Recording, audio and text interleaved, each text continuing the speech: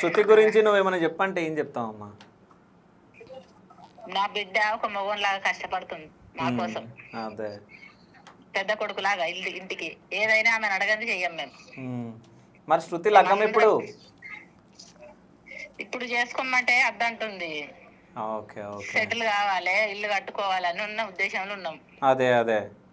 చిన్న ఇల్లు ఉంది, ఒక ఇల్లు కట్టుకున్నాక చేసుకుందాం అమ్మ అన్నట్టుగానే ఆలోచిస్తుంది ఆమె కూడా. ఓకే. అట్లా అయితే అమ్మా నీకు ఒక విషయం చెప్తున్నా. ఇప్పుడు మేము ఇంటర్వ్యూలో కూర్చున్నాము.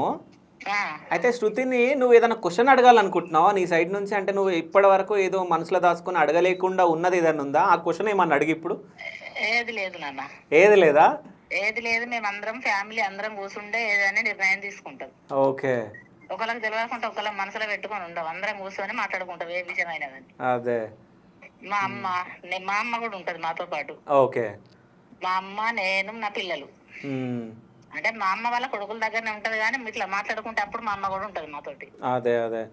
మొత్తం మీరందరు నిర్ణయం తీసుకొని ఇంకా ప్రొసీడ్ అయిపోతారు. అందరం ఒక్కడ కూర్చొని మాట్లాడుకున్న తర్వాతనే ఏదైనా ఆలోచిస్తాం. అదే. మళ్ళీ యూకే వెళ్ళిపోతుందంట కదా, పంపిస్తున్నావా మరి? పంపించుడు. అంతేనా? ఓకే. మిస్ కావా మరి? ఫోన్ రోజు వీడియో కాల్ చేస్తే ఒక 10 సార్లు చేస్తుంది. అంతేనా? ఓకే. నేను చేస్తా. ఓకే. చేయకుంటే నేను చేస్తా. ఓకే. ఎందుకు ఇవాళ ఫోన్ చేయలేదని ఒక గంట లేట్ అయితే నేను ఫోన్ చేసి ఒక 40 సార్లు చేస్తా. ఏమైందమ్మా ఫోన్ ఎందుకు చేయలేదు? ఓకే. బాగా మంచిగా లేదా మరి ఏమైంది అని అడుగుతా. అదే అదే.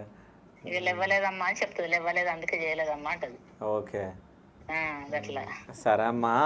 సరేనా? జాగ్రత్త. సరే. ఓకే. Bye bye. మాట్లాడుతున్నాను. మాట్లాడు. సరే అమ్మ బాయ్. అప్పటికి ఫోన్ చేస్తా. సరే మమ్మీ.